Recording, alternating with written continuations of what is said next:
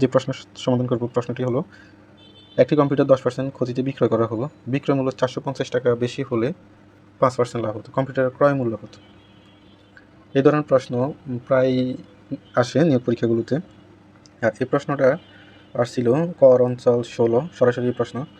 কর অঞ্চল 16 অফিস সহকারী কাম কম্পিউটার অপারেটর বিদ্যুৎ জ্বালানি ও খনিজ মন্ত্রণালয় অফিস সহায়ক 2024 সালে। এছাড়া বিভিন্ন পরীক্ষায় এই টাইপের প্রশ্নগুলো আসে, অর্থাৎ 10% ক্ষতিতে বা 15% ক্ষতিতে বিক্রয় করা হলো, বিক্রয় মূল্য যে কোনো একটা অ্যামাউন্ট থাকবে হলে এত % লাভ হতো, পণ্যের ক্রয় মূল্য কত, এই ধরনের। আমরা প্রশ্নটা বুঝে নিই।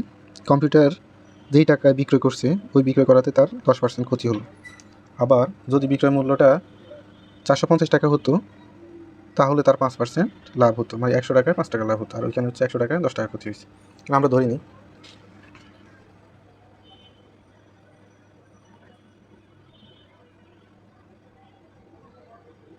ক্রয় মূল্য 100 টাকা ধরে নিব। 100 টাকা 10% ক্ষতি হলে বিক্রয় মূল্য কত হবে?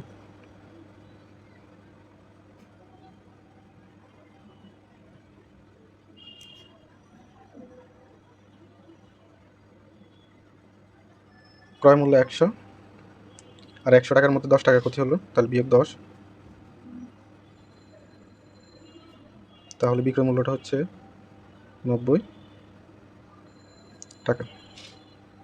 আমরা ধরি ক্রয় মূল্য 100 টাকা, আর 10% ক্ষতিতে বিক্রয় মূল্যটা হয় 100 বিয়োগ 10, অর্থাৎ ক্রয় মূল্য 100 আর হচ্ছে 10% ক্ষতি 100 টাকা, 10 টাকা ক্ষতি হলো, তাহলে 10 বিয়োগ হবে 90 টাকা।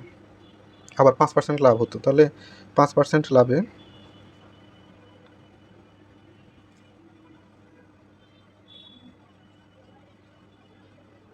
লাভ হলে বাড়বে।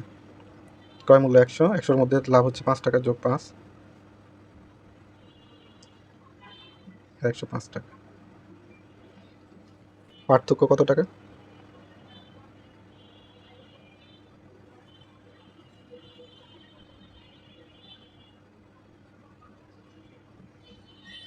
পনেরো টাকা। 90 টাকা থেকে 100 টাকা, 105 টাকা পার্থক্য হচ্ছে 15, অর্থাৎ 15 টাকা পার্থক্য। আগের ক্রয় মূল্য 90, যদি সে 15 টাকা বেশি বিক্রি করে তাহলে তার 5% লাভ হবে।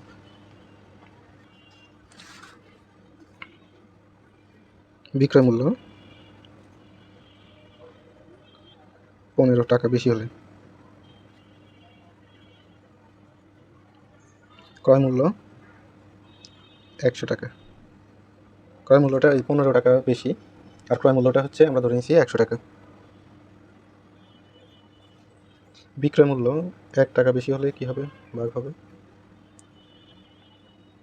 আর বিক্রয় মূল্য 450 টাকা বেশি হলে, আমাদের প্রশ্নতে ছিল, তাহলে 450 টাকা বেশি হলে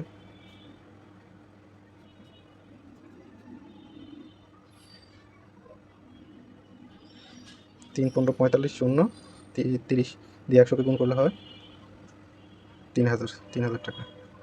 উত্তর